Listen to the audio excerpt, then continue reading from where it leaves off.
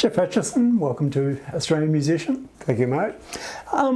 Where you grew up, was there much music in the house? Oh yeah, courtesy of my mum and dad, there was always music playing. Mum and dad were very keen music lovers, and dad an active musician as well. We were often taken to the dad's gigs that he had with the brass band. He played with the local brass band, and so we go to agricultural shows and things like that. And so all the marching songs that the band did, we knew those. We'd sing them all the way home, sing ourselves to sleep with these old things. Dad was more the jazz cat, and Mum was more a lot of classical music, but also I remember she had the original Gene Vincent and the Blue Caps album, so some old 50s roots rock and roll. So yeah, lots of music growing up. Yeah. So was that the first time you really noticed the guitar with the Gene Vincent records? No, I probably got that from Countdown. Of course, Countdown every Sunday night. That was a ritual that most Australian families grew up with, especially through the 70s. It's a big deal when that arrived on the scene. And there's probably snippets of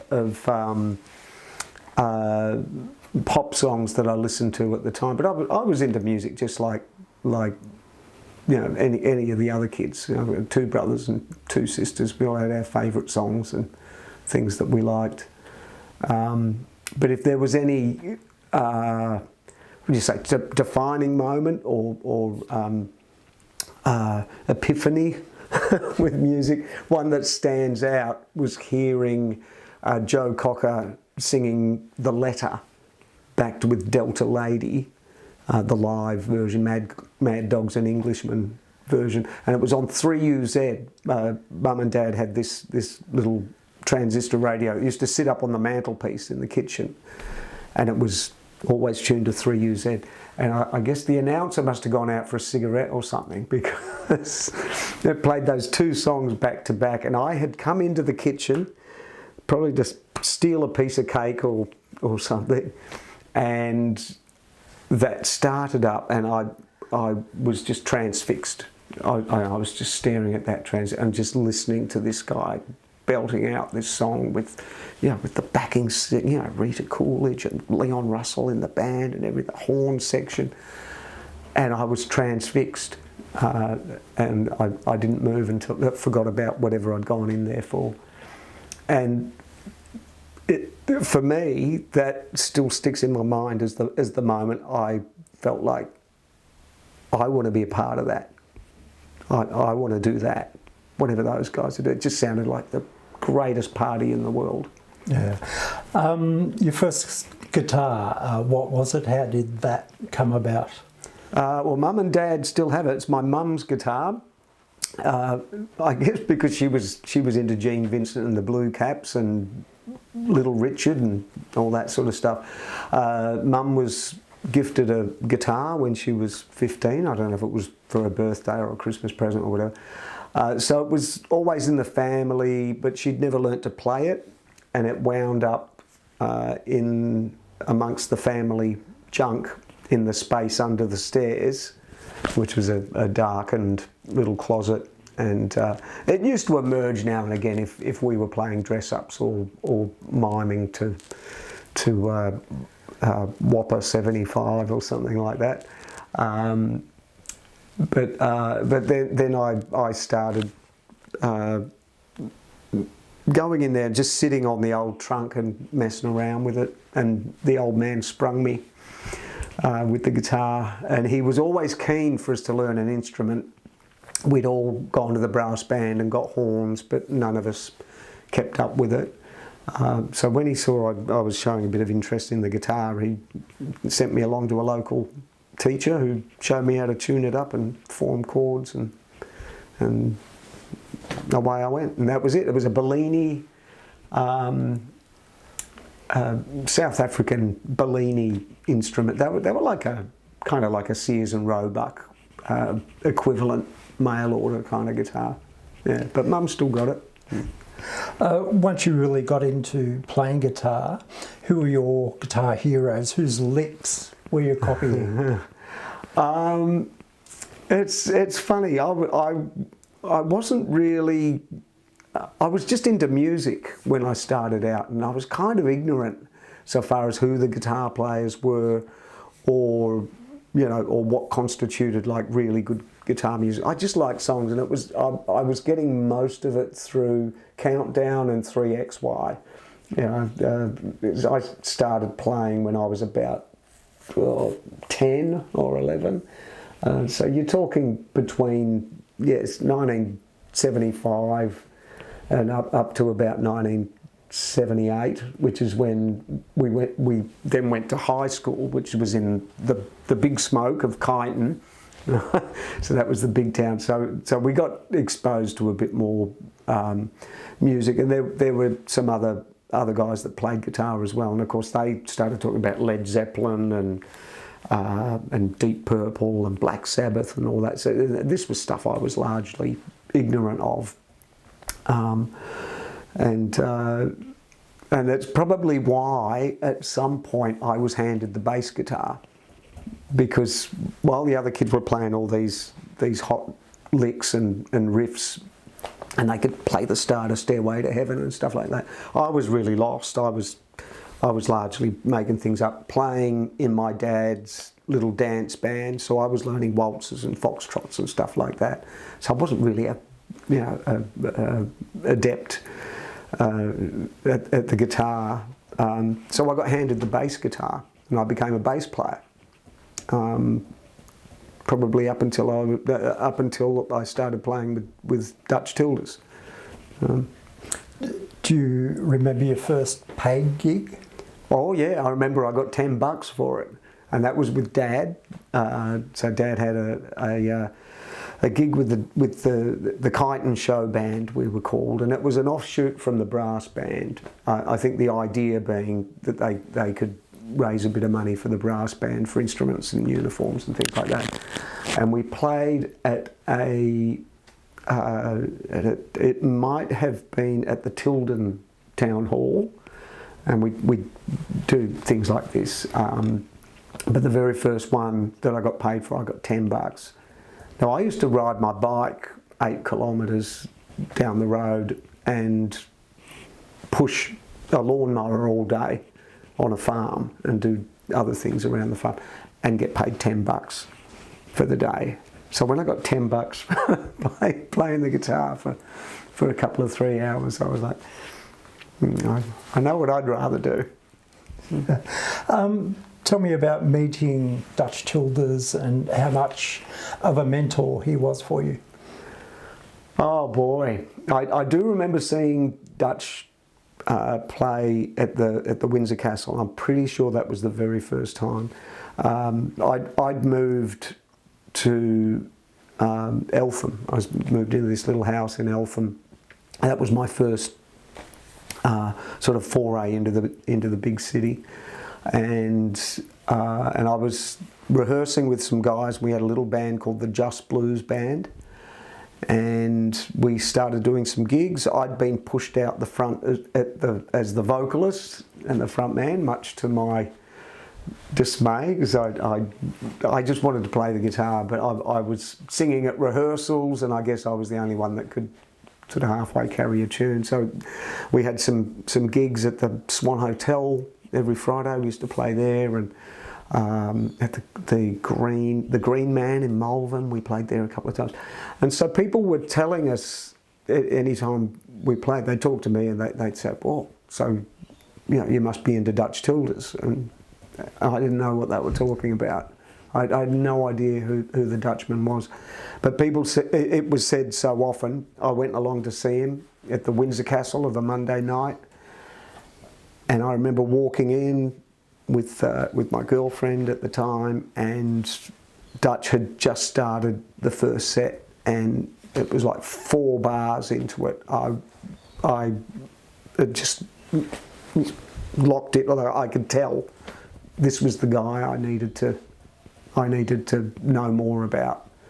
And I became a regular. Used to go to the Windsor Castle every Monday, buy a stubby of VB, and I'd just sit there with that stubby. I didn't drink. I was just a kid, so I'd just hold it to my lips every now and again, so I looked right. But I was just into the music. I was totally focused on the band, and the band was smoking. It was, Dutch out front, Barry Hills on bass, Martin Cooper was the guitar player, and the great Winston Gallier on drums, and it was like a religious experience for me. And did that journey continue with Dutch? Yeah, well, I was lucky enough that somebody had seen me play somewhere else, and I happened to be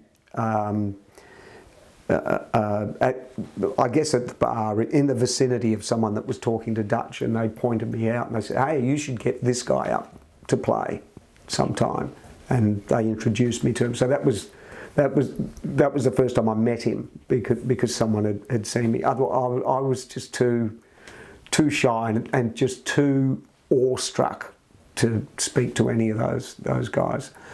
But the next week, I turned up with my guitar and sat in, and I think what Dutch liked about me, and I had learnt this from my previous mentor, a guy called Alan Watson, and Alan was an old jazz musician who had kind of semi-retired out at Tilden.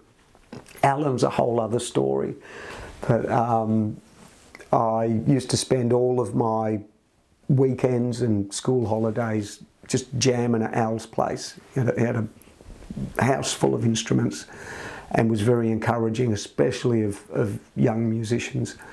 And he drummed into us things like listen, that when you're playing, that it's not it's not a wank fest, as he would say. He hated wanking on the instruments.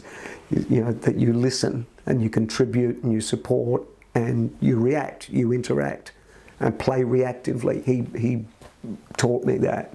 And so when I sat in with Dutch, I think what Dutch really liked about how I played was I knew to listen to him. I listened to the lyrics. I listened to him sing. And for Dutch, that was paramount. The blues that he was putting out there was all about what he was singing, was all about what he was saying. So I did my best to be supportive of that. I think there were better guitar players out there. I would still say there's better guitar players out there than me any day of the week. But I think that eventually got me the gig when Martin Cooper had decided to move on and Dutch needed a new guitar player. I got the call, and I think it was more about the fact that I could play in a way that was sympathetic to what he was singing rather than all the hot licks I knew, because I was still struggling as a guitar player, still trying to figure it out. Still am. Jumping ahead, you're probably most known for your band, the Souldiggers. Mm-hmm. How did that band come together, and what was the original idea behind the band? Well, I can tell you this, Souldiggers, it's my word. I made it up.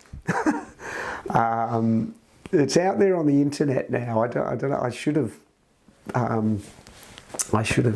put a patent on it or something. But anyway, Souldiggers was a play on words it was sort of my answer to the Blues Breakers. So, John Mayall and the Blues Breakers, the Beano album was the very first blues record that I heard. That was the one that turned me on to pursuing the blues.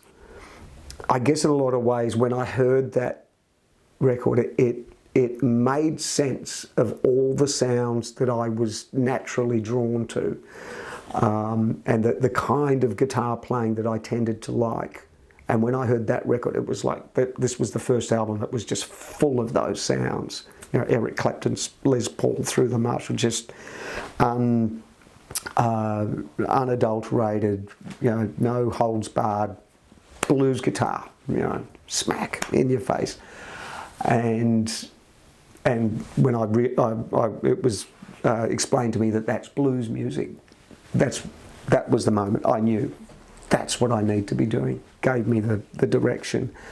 So when I put my band together, it didn't have a name for a while, because I didn't tend to think about these things, like so far as how we're going to market it, how we're going to advertise it, all that sort of thing. I was just focused on the music, so it was just called Geoff Achison and his band, you know, for a little while. And so coming up with a name, I went with Souldiggers. You know, it's kind of like, rather than Blues Breakers, because I didn't want it to just be a blues band. I was into other things, all aspects of the blues, which includes soul music, but it's not the soul part of that band, of that name. That doesn't necessarily mean soul music to me. The idea is digging into the soul, just digging deep, playing as deeply as possible, and producing whatever music we find from going in.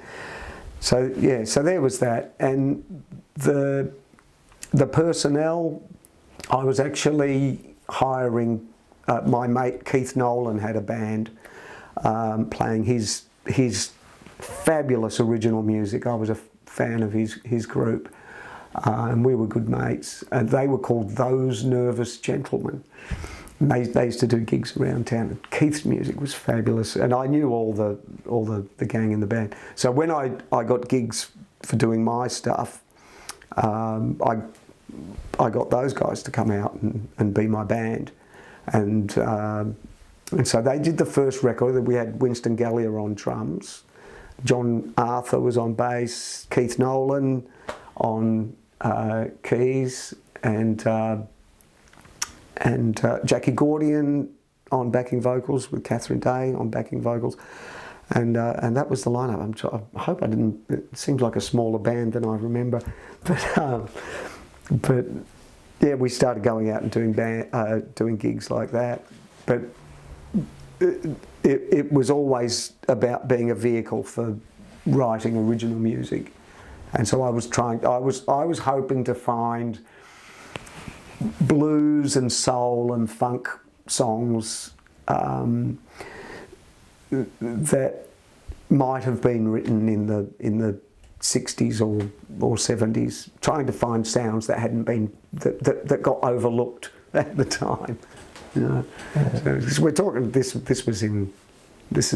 in the mid 90s. Yeah. You know? So the current lineup has been together quite some time now. The classic lineup, actually the classic lineup, our first what became known as the A Team, Mal Logan came on board in, I think, about 96. So as time went on, because it was Keith Nolan's band, it wasn't actually my band. It was borrowed personnel. So as time went on, yeah, I just started hiring professionals and collecting phone numbers, and so Mal came in around about 96. I got Mal Logan's phone number, and I didn't call it for ages. I just sat by the phone with this number. I can't call him.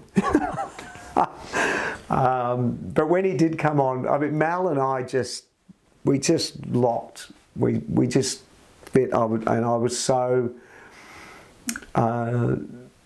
glad about that, so happy about that, because I admired him so much as a musician. And of course, I'd seen him play with Renee, and I had records that he was on, and Golden Miles it still is one of my all-time favourite songs.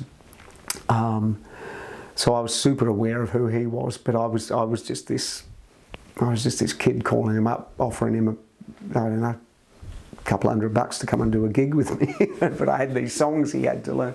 But we hit it off, and I think it was probably the fact that Mal was involved that I had a similar thing with Roger McLaughlin. And when I was a young bass player, my favourite bass player was Roger McLaughlin.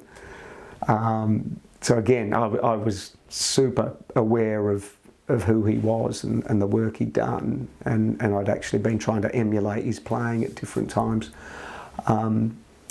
So yeah, I had his number, didn't call it for a while. But when I did, yeah, the same thing. And these guys would turn up, and whatever songs you'd ask them to learn, they'd learnt them. They'd turn up to rehearsal, or sometimes they'd just turn up at the gig because you didn't have a chance to rehearse, and they just smash it. So it began just a beautiful relationship. Kevin Murphy came on board. Kevin was great, and when Kevin got really busy with LRB in the States, Jerry Pantazis came on board, and so that's the A-team. That's the classic lineup. There's something about the chemistry with certain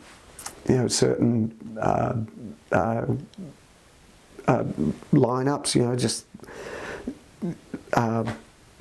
something that you can't quite predict. You can say, okay, well, he's a good player and she's a good player and they're a good player, so this should be great. Sometimes you do that and it's not. It's like, yeah, it's okay. But other times it's, and that's what we've got with Roger and Jerry and Mal, for so long. I mean, whenever I managed to get that lineup, when we were the A-team, it just magic happened. Of course, now we have Richard Tankard on keys. Richard came on board when Mal moved interstate, and we have that with Richard now. We love him. He's just fabulous, and we love his music as well. In fact, I think all of us have got one of his Tank Dilemma albums as one of our Desert Island discs. He's just wonderful. Yeah. You've released a couple of collaboration albums, one with Randall Bramlett, another with Chris Wilson. Tell me about those recordings. Well, I'll talk about Randall Bramlett first. So people here in Australia may not be familiar with him. I certainly wasn't when I first met him. My manager, Nancy Lewis Pagel in Atlanta, who I'd been working with for several years, she was also booking Randall. And I guess at some point on our tours we were in a similar area, and she was able to book a gig at a certain venue and decided to put us both on the same night. And we were both travelling solo, so it was just myself and Randall. So we both turned up there, I guess both a little trepidatious about this pairing with a musician that we'd never met. And Nancy's thinking like, oh, this is going to be great. You guys are going to get along so well. But we didn't know each other. We didn't know each other's music. But in the dressing room backstage, we just decided, okay, man, well, look, why don't we just go backwards and forwards? Like,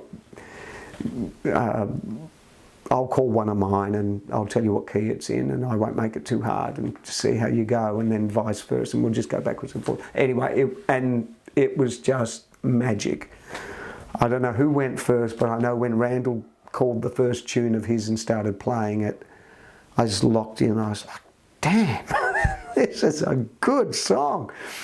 And little did I know that Randall is one of the most revered songwriters in the American South, and a lot of people have covered his tunes, probably most famously Bonnie Raitt.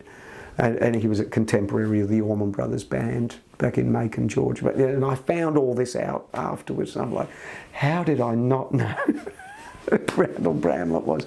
And we wound up doing loads and loads of gigs, and I think it was probably within the first month or 6 weeks of knowing each other that we wound up at Eddie's Attic in Atlanta, and the recording machines were on. The guy that's not mentioned on that album is Oliver Wood, our great mate who's with the Wood Brothers. And he's on that recording, but because he had a big record contract, we couldn't include Oliver on the cover. But he is on the tracks, but we couldn't do his tunes. But anyway, that's just an aside for all you Oliver Wood fans out there. If you can grab Jamming in the Attic, that's a rare one. Chris Wilson, just our he was just like our big brother, you know, and our daddy was like he was overseeing everything. It's hard not to get a little emotional, you know. We all miss him, but I can't remember the first pairing that we did together. I think actually it was. I've got to thank John Sinclair. I think it was John that first put us together. John was managing Chris, and John would throw me the odd gig here and there. I can't remember where exactly, but the Boxing Day show that was, you know, originally John's suggestion. So we played every Boxing Day at the Corner Hotel. I don't know if it was 2001, might have been the first one, right up until Chris couldn't do it anymore. And they were just massive. They were just the biggest day. And his band, my band, we had to work out how we were going to do it. And I do remember one of the first, if not the first time we got there, probably the first, where we've all turned up, and Chris, true to form, there's no discussion beforehand. We all just turn up, and so I'm thinking, okay, so how are we going to organise this? Who's going to go on first? How will we do the changeover? And in my mind, I'm always trying to figure out how it's going to be organised, whereas Chris is like, oh, for fuck's sake, just one drummer there, just fucking put it all up on stage. And the time, so we'll all just fucking get up and we'll all just fucking play, you know. Which is how it went, but you know, we fell into this thing of like, from year to year, we'd take turns in who went on first. So the Souldiggers go on first, then Chris's band, and then we'd all just get up together. And it invariably turned out that we'd have a friend that was in town, and we'd throw them up as well. Oliver Wood did it one year when Oliver was out here. And it was just joyous. It was just great, and that in turn meant that we'd do several other gigs throughout the year. We did duo gigs as well. We did the Blues Train together. We did dinner show gigs where it was just Chris and I. And I tended to get the calls, maybe because I was perceived as the one that could organise it, you know. And I always hated doing the promotion and so on, but we'd get it done, and we, you know, I mean, they're just precious memories of working with Chris. It was just some of the best lessons in music, and yeah, we really miss him. I tell you what, since Chris left this mortal coil, the world has gone to shit. It's like Chris was holding it all together, you know? Yeah.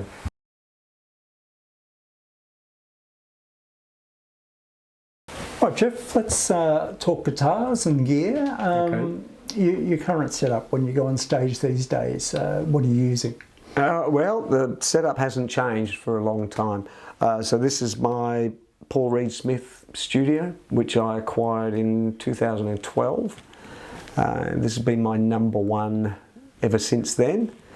This replaced my first PRS, which I famously busted the neck off. And I've still got it, but it took a while to get it back to Paul Reed Smith. They were great. They said, you get it back to us and we'll fix it, but that took a while. So in the meantime, I got this one. I decided I liked this one a little better.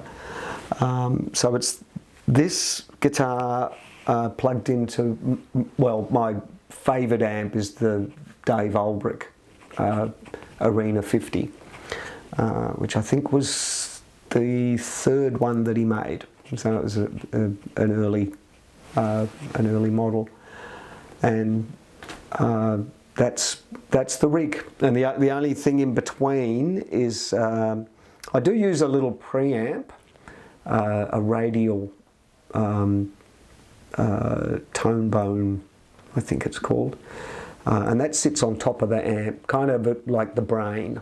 And I started using that when I was on tour many years ago, and I was travelling around and getting different amps everywhere I went. So the radial, it's got a 12AX7 preamp tube in it, so it's good quality stuff. But that kind of meant I could get, you know, the same overdrive no matter what amp I was using.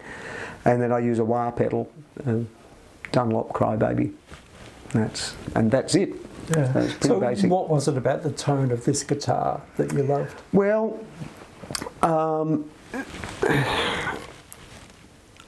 I had played a Gibson Les Paul for nigh on 20 years before that. And it's quite old. I've still got it. It's a beautiful old guitar. It's a 68 Deluxe. That's the one I played all through my time with Dutch Tilders and for the first 10 years or so with the Souldiggers. Travelled all over the world. But it's just got too old and too precious to be taking out to gigs. So I got to feeling like I couldn't turn my back on it. Couldn't go to the bathroom and leave that guitar up on the stand. But from I was looking for another Les Paul to replace that one, and I'd played a bunch, but I just never found one that sort of had that same mojo.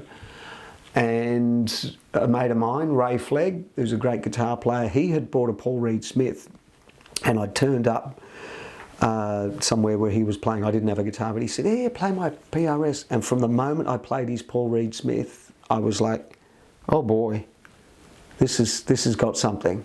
I feel like this was built for me."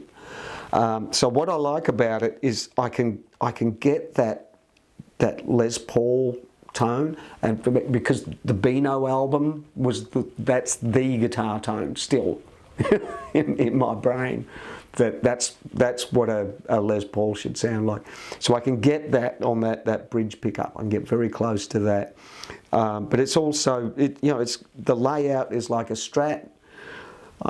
I like the sounds of Strats, but I've never got on with one. Probably because I'm so used to the big Les Paul, Gibson sound. So this is it's just the perfect hybrid. It's somewhere in between.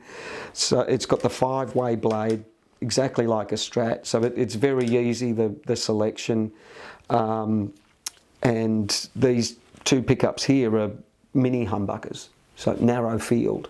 So it's giving me that thick kind of tone, but it's sort of similar to a Strat.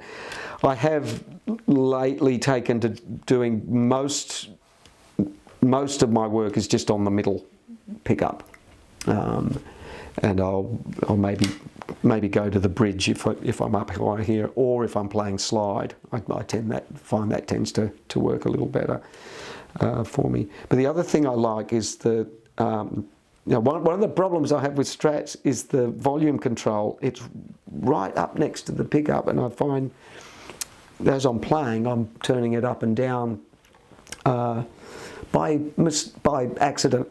So it's down a little bit lower. It's in the perfect position. The other thing that I like to do sometimes, I used to do it all the time when I first discovered it. In fact, I listened to some of my old records and I think, "Oh, stop doing that, you're doing it too much." But you can get a really cool effect using the tone control. So do that sort of thing. Or even just with a screaming note, and just kind of emerge like that. So I like those sort of effects, and that tone control. It's just the perfect spot. I can reach it, so I really like that. those kind of effects, I've probably stolen those from people like Roy Buchanan and Jeff Beck, the greatest of them all. And I'm nowhere near that level, but you can steal ideas, Yeah, and I love the whammy bar. I didn't know what to do with it when I first got it, but I was always keen to have that as part of my expression kit, and so that gets used a fair bit now. It's just different sounds, but I guess not having a fairly simple setup. I like to manipulate the guitar itself to get different sounds and tones. So and what people can't see. So I get given a hard time sometimes, especially by the blues guys, because I don't have an old Fender or an old Gibson that's all beat up. And sometimes they'll give me a hard time because it's not a proper blues guitar. But what you're not seeing is just how beautifully engineered these things are, and just how they just sit perfectly, and they're balanced and responsive. And so sometimes when you see someone playing a guitar that you don't like the look of, sometimes the reason I favour it is because it just feels right, and it plays right, and it sounds right, and so that's why this is number one. And your main acoustic? Yeah, my main acoustic is just here. I'll pop this one down. So this is the acoustic guitar people usually see me with. This has got quite a story. So I was offered an endorsement deal with Gibson Guitars in 1995 after the Melbourne Blues Appreciation Society had sent me over to Memphis to be part of the Blues Challenge, and directly after my set, and there were still more people to play, and so on. Directly after my set, there was a fella from Gibson Guitars. His name was Eric Clapton. And he came out and he gave me his card and he said, "Listen, man," he said, "whatever happens today, the boss likes the way you play. Please give us a call. Get in touch." And so that was all about what was that? The words they used were, "We'd rather you were playing a Gibson guitar." So only in America. And the conversation continued for a couple of years because they did. Look, I'll tell you this. Why not? I did come back from that trip in '95, and I had a contract from Gibson, a one-page contract, very simple endorsement deal. They said they'll supply me with a couple of guitars to play, and I agreed to play them. It was very simple like that. But they said, go and see our people in Australia. They're based in Melbourne. And so we did, and they didn't believe me at first. They thought, I don't know, they thought I'd forged it or whatever. Anyway, eventually they said, all right, okay. So look, come in and we'll do something. They didn't come to the party, is the short story. So I was, I was terribly upset about that at the time, but we kept in touch with Gibson, and so I went back to the States in '97, and they invited us to Montana to the plant, gave me a tour of the facility, and the tour finished in this room filled with all of the acoustic guitars that Gibson make, and our host, beautiful guy called Robbie Johns, he was looking after us there. He said, well, man, he said, you just play some guitars until you find one you like, And the first one that I played was actually a J45, a Gibson J45, and And Robbie said, oh, I think that's the one. I said, man, I really like it. It was a J45, it's a really special instrument, but it didn't have the cutaway, which I needed for certain pieces I did live. So he said, oh. He said, well, maybe you take that one home and write some songs on it and pick another one. That was the kind of day it was. And so this was the other one, and they didn't have one they could give me at the time, but they found out where I was staying on the road, and so a week later this turned up on a FedEx truck to my hotel room. So they'd put it together specially for me, and what you don't see from the front, it gets banged up at the front a bit, but on the back that's the wood they chose for me. There's one piece at the back, and that's arched at the back there. It's just extraordinary piece of guitar making. So this has been number one ever since then, and so that was it, 1997. I got this instrument, and so if I'm playing a solo show, this is usually the one you'll see me with. And if I'm not playing it, it's usually because Jim Cargill's got it, putting it back together for me after lots of playing. But it's what is it? It's well, the gag is I got this in 1997, so it's older than me now. Right? It is. I'm trying to figure out how old is that? 20. It's got to be 25 years by now. No, it's 28. Thanks, Jason. You can add up. And yeah, it's just sounding better and better all the time. I just love it. It just it's a part of me when I pick it up. You're about to play with the Allman Betts revival band, Devon Allman and Dwayne Betts. You already had a connection with the Allmans, didn't you? With the Allman Brothers Band, yeah.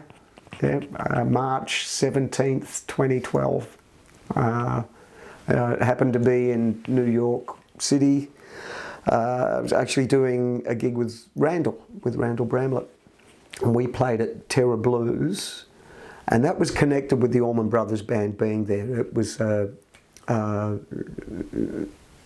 the annual party for Hitting the Note magazine. So we'd been booked for that, so that was great.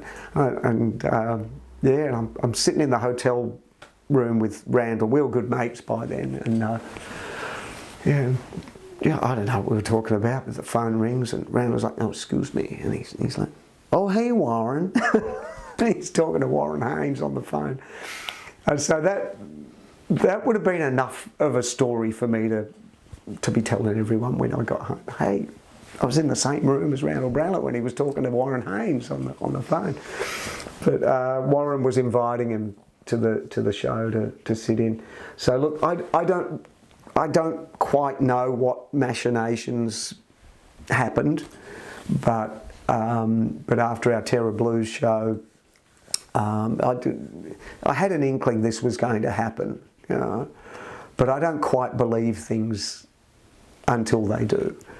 But we had tickets to go to the show anyway, but I got told, to bring the guitar. And when I got to the venue, so they're playing at the Beacon Theatre, doing one of their world famous month-long runs, and so we get ushered to the area where the band go, backstage, and my guitar gets taken off me, just whisked away, and I don't have a guitar roadie or anything like that. I never have.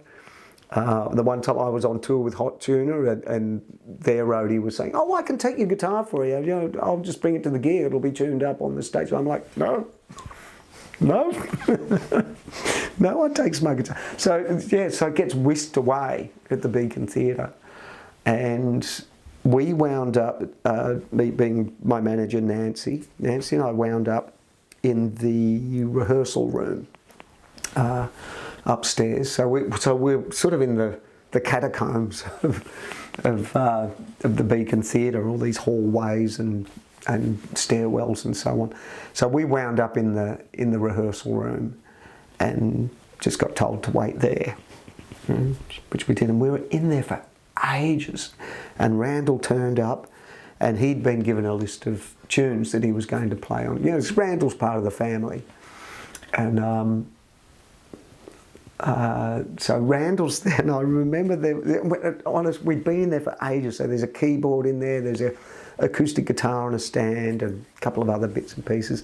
And so Randall's there. He's been told he's going to play on Desdemona, and he's trying to work the chords out. And I kind of know the chords, but he's trying to work it out. He's like, "How's this damn thing going?" like that. And so I'm trying to tell him. I said, "No, look, it's A minor, and it does a descending thing." And eventually, he was struggling with it so much. I said, "Look," and I've grabbed the acoustic guitar, this beautiful Alvarez guitar, which is Warren Haynes' guitar. I picked it up and I've said, "Look," and at that very moment, the door opens and Warren Haynes walks in and sees this strange little bloke with his guitar. And so I've just looked and gone, just feeling like, oh no. And he's just looked at me and his hands come out and he's gone, "Hi, I'm Warren." And he's like that. He's a really beautiful, personable guy.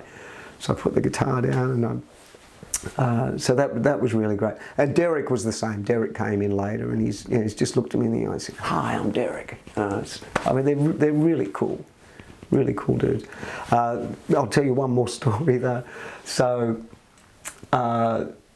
after we'd done the rehearsal, I'm out at where the catering is, because we hadn't eaten. We were told, we're welcome to go and get something to eat. So I grab a plate and I'm getting one or two things, and this other bloke comes in, he's getting one or two things. And I look up and I realise that it's Greg Allman. And I'm going to tell you, he is so shy. And then I'm really shy. I'm not so much shy as just frightened. So I'm there, just him and me in the room for probably about 3-4 minutes. And I'm just thinking, what do I say? What do I say? What do I say? Like, "Hi, you're fucking awesome." I mean, what do you say? And the moment went. I mean, he's so shy he didn't say anything, and I'm so shy I didn't say anything. And it's one of my big missed opportunity. So there you go, kids. Say something. Don't let that happen to you.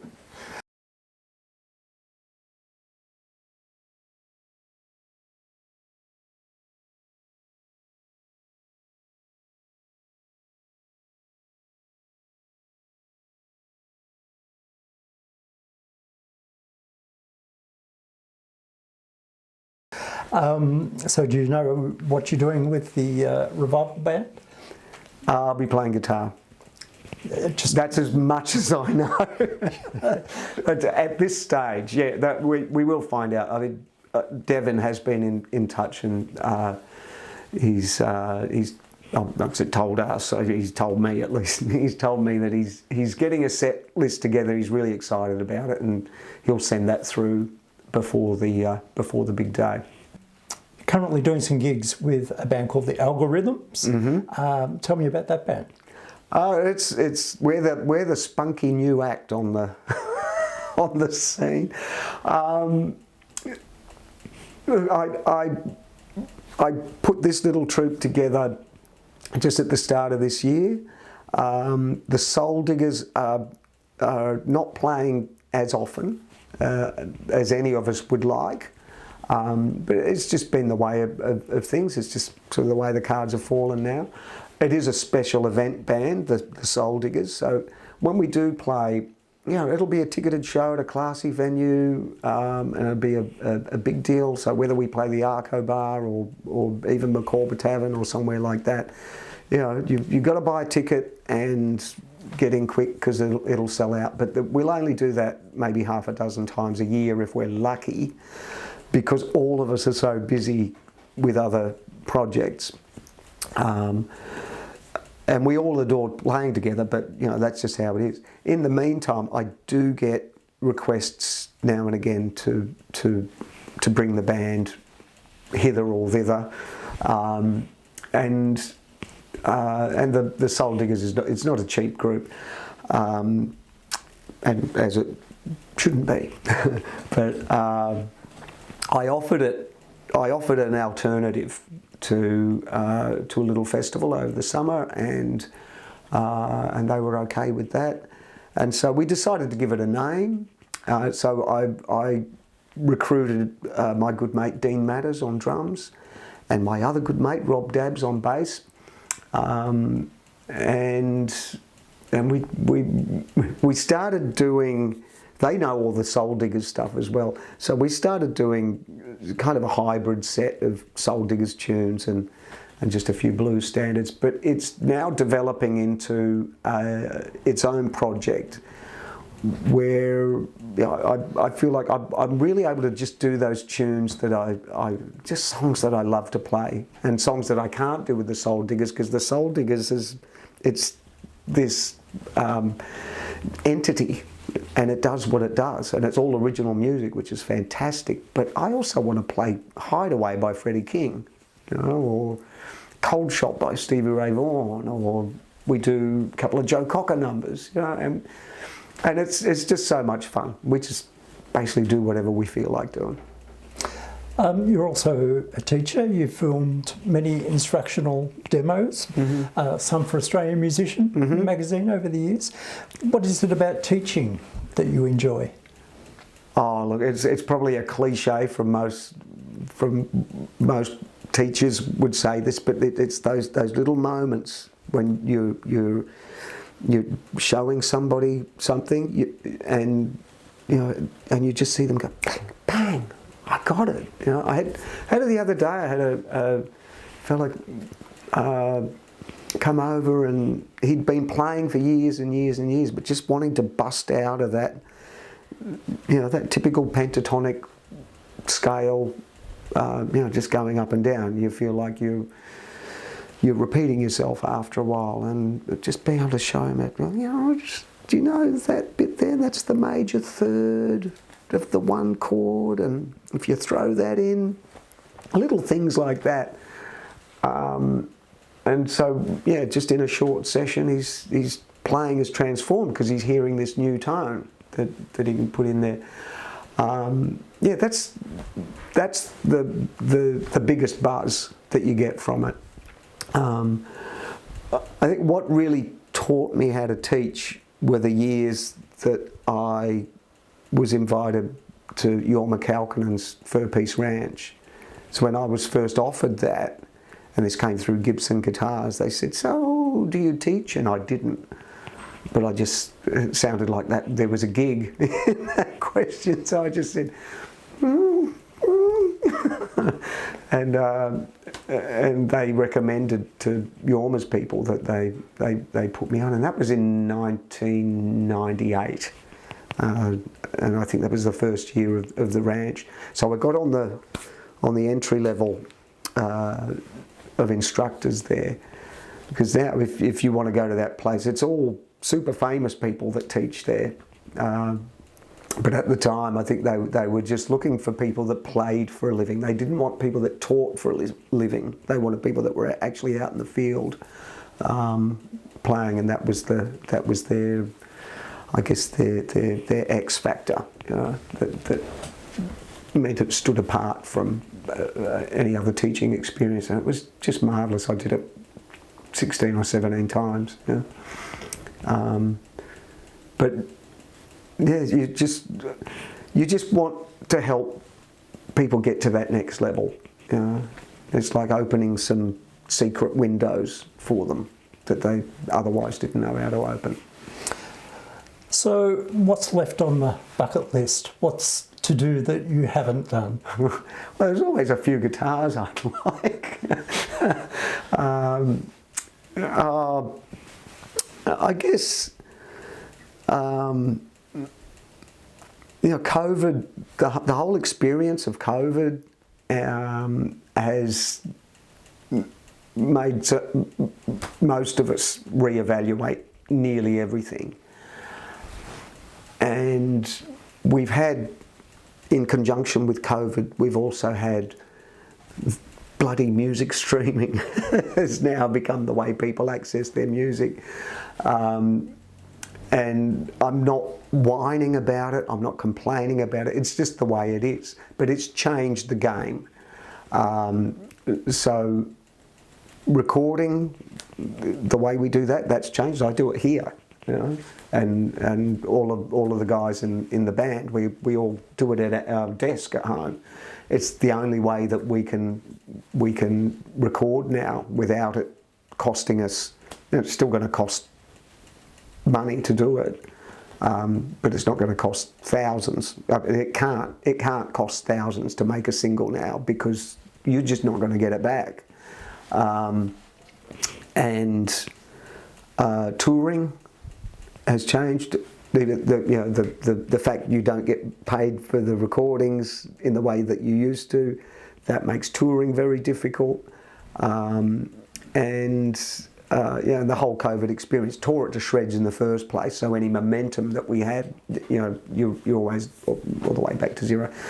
I've been invited back overseas, but I'm not quite sure how I do it now. But so far as re-evaluating everything, one of the things that I have realised is that what really turns me on so far as music is simply playing for people that want to listen, or sometimes just having the opportunity with an audience that hasn't heard the kind of thing that we do, and inviting them in and winning them over. That process, when you get there, when you get to that moment in the gig where everybody is on board with these sounds that are being produced, is the absolute best. That's the drug, that's the high, because it's togetherness that you can't convince people with words to feel that together. You can't convince people with a bloody Facebook post to feel like that. But if you create music on the spot, and I really mean, that creating the music, doing something, whether it's improvised or working on a song that everybody knows, but let's take it somewhere that you've never heard it go before. Those kind of things. It's just the best. Geoff Achison, thanks for your time. All right, thanks.